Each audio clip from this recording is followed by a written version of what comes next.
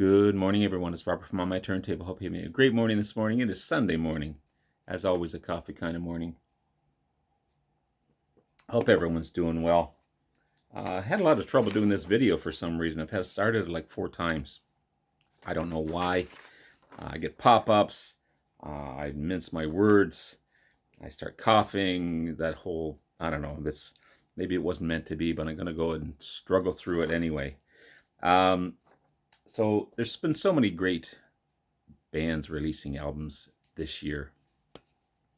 Solo albums. I mean, most recently, obviously, Now and Then by the Beatles, the single. Hackney Diamonds by the Stones. A new version of Dark Side of the Moon by Roger Waters. You got Fleetwood Mac Rumors Live that was just released. Previously, in the earlier part of the year, you've got Jethro Tull. You've got so many great bands, including this one. This is a box set of Van Halen 2, featuring 4 studio albums with Sammy Hagar at the helm, and a CD of Rarities, Studio Rarities 1989 to 2004. So again, released in 2023, which is awesome. Fully remastered. You can't see it very well, but I've kept the hype sticker in there, as I always try and do. And it's just my thing to do so. But Van Halen. I had shown you this one previously a couple years ago, actually. This is Van Halen 1, featuring the 6 studio albums with David Lee Roth at the helm. Okay, this was released in 2013. You've got David Lee Roth on vocals, Michael Anthony on bass, Eddie Van Halen on guitars, and Alex Van Halen on drums. This one includes, I'm just going to briefly show you the albums as you all know and love them. Van Halen 1, 1978. These guys were popping out albums every year pretty much at this day and age, at that time frame, sorry. Van Halen 2. See, I've started to screw it up already. Women and Children First. You've got Fair Warning, 1981. You've got Diver Down, 1982. And then 2000. See? I'm screwing it up again. 1984 is 1984. Their most commercially successful album. I'm pretty sure the CDs look all the same. Yeah, they're all just the Warner Brothers. That's what they look like there. They all look the same there. Sorry for the glare. So, an amazing selection of awesome albums. I love the David Lee Roth era. I don't like what he's become, but they rocked back in the day for sure. 84 would be their last studio album, featuring David Lee Roth on vocals as he left to pursue a solo career. He was done with the band. But I had a chance to see these guys. I saw them, I think, in their Van Halen 1 or Van Halen 2 tour. I can't recall. This way back, too far back. But they were amazing. You know, David Lee Roth jumping 10 feet in the air. Eddie, of course, just remarkable stuff. And there's the track listing there. So yeah, happy to have that one. Jumped on picking up this one in the Sammy Hagar era. Sammy, of course, a successful solo career. Montrose in the first debut album. Awesome vocalist, awesome guitarist too. He doesn't play a lot of guitar in these ones because, of course, you had Eddie. Any band who had Eddie, he wouldn't have to play guitar. But these have all been remastered from the original tapes. And yeah, 1986 so they went from 1984's album, took a break maybe. 1986 they came out with 5150. Okay. I like how these are packaged. They do have a nice inner sleeve in them, of course, with very tiny writing. And I won't show you all the CDs because they look like that. Okay, so just to save time, I won't show you the CDs. I don't like this type of case because it slips out very easily. That's the only thing I have against this one. 1988's Oh You Wait 1-2. I love the play on words there. And of course, that's what the inner sleeve looks like. Again, tiny lyrics. And then you have For Unlawful Carnal Knowledge, 1991's. There's another pop-up. Okay, cool stuff.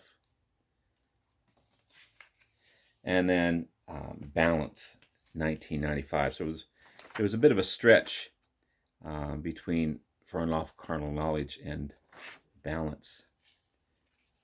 4-year stretch there. Band looking a lot older.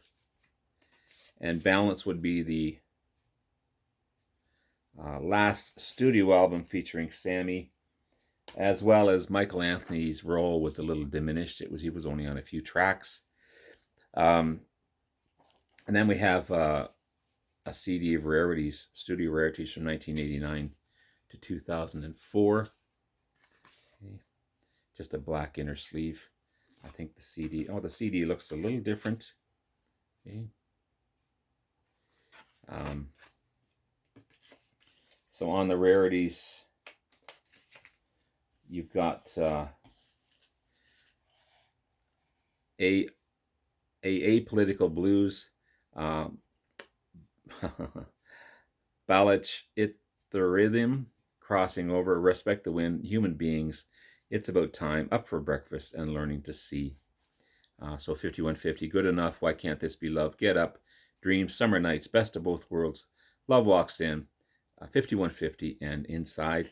And then Oh You Wait 1-2 is Mine All Mine, When It's Love, AFU, Naturally Wired, Cabo Wabo, Source of Infection, Feels So Good, Finish Once You Started, Black and Blue, and A Sucker and a Three-Piece. For Unlawful Carnal Knowledge, Pound Cake, Judgment Day, Spanked, Run Around, Pleasure Dome, In and Out, A Man on a Mission, The Dream Is Over, Right Now, 316, Top of the World. And then you have Balance, The Seventh Seal, Can't Stop Loving You, Don't Tell Me What Love Can Do, Amsterdam, Big Fat Money, Doing Time, Aftershock, Strung Out, Not Enough, Take Me Back, Deja Vu, and Feeling. So, what do I feel about this one? They still rock it out when they want to. A lot of ballads. I think Sammy softened them somewhat. I respect what they did. I think they became more commercially successful.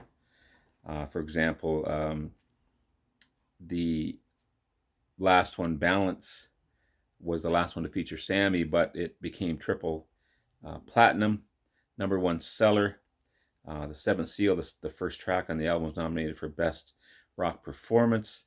I mean, all these things were successful. They made more money, I think, with the Sammy crew than they did with, and the lineup was the same. You know, you got Eddie and Alex and Michael.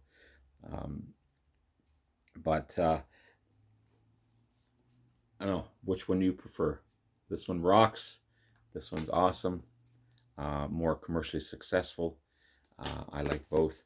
Noticeably absent is, from my collection, is Van Halen 3.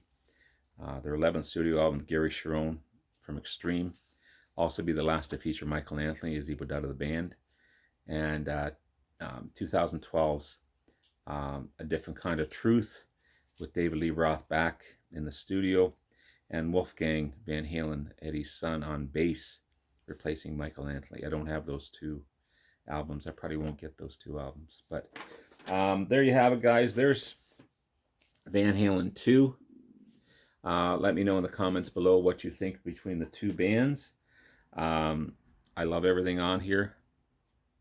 And I love most of what's on here.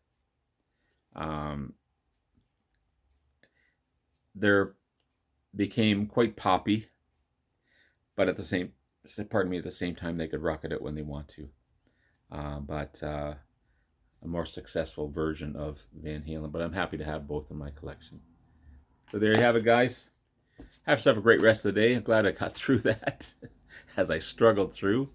But I'll talk to you again soon. Take care. Love you all. Bye now.